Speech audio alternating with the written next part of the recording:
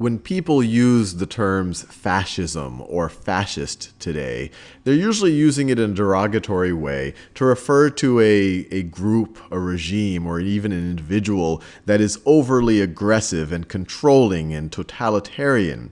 But its roots actually lie with Benito Mussolini, who was in power in Italy during the 1920s and 1930s and through World War II.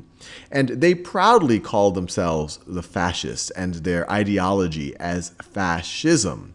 And the word or the root of fascist and fascism come from the Italian word fascio, which literally refers to a bundle. And it comes out of this idea that a bundle of things will be stronger together than individually. And this is actually the symbol for fascism.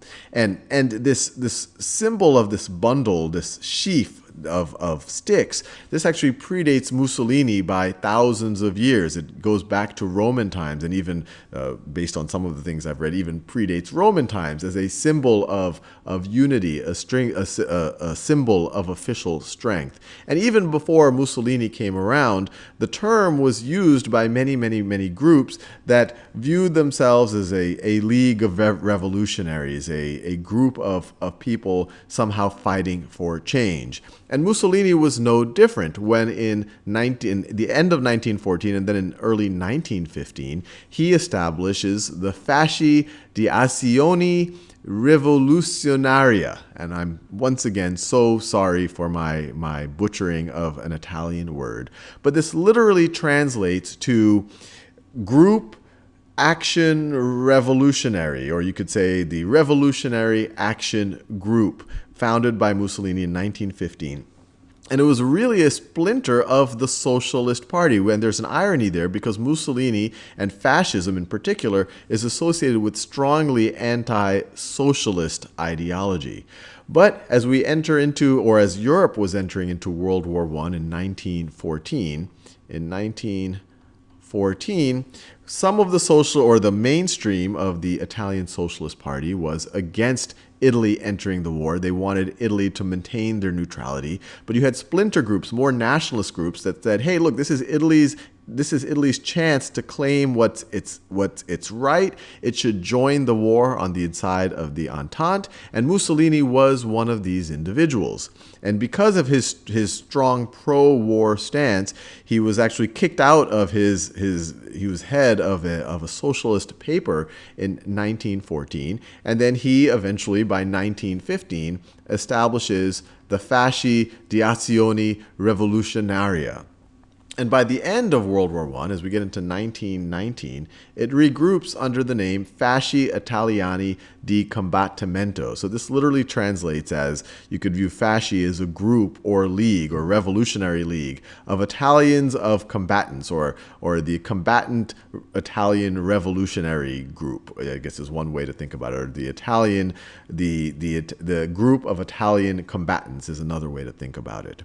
And their ideology wasn't well established when they set up. It was just really around this idea that of being super pro-nationalist, but it began to develop over the course of the 20s and the 1930s.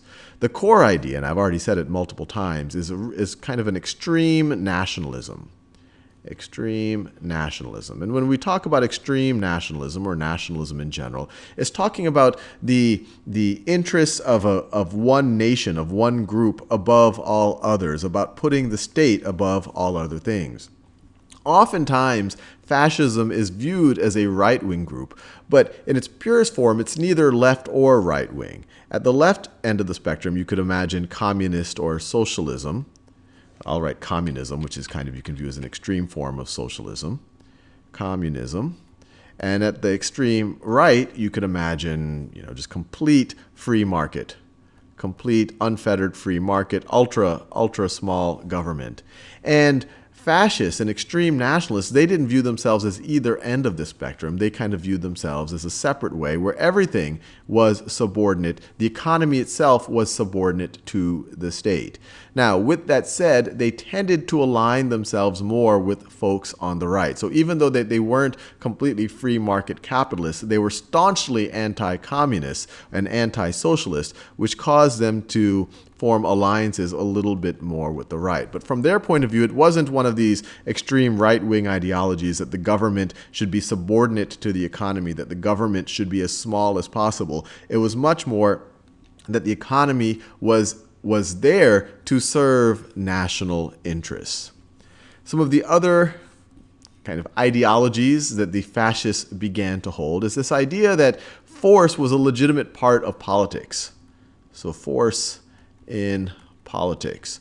And we see this when Benito Mussolini's fascists, through the use of the black shirts, which was their paramilitary group, which allowed them to eventually take political control and enforce political control. And we later see it with other groups like the Nazis, who are also tended to be associated with fascism, and their stormtroopers and their storm battalions, their paramilitary forces that are used to essentially take political control.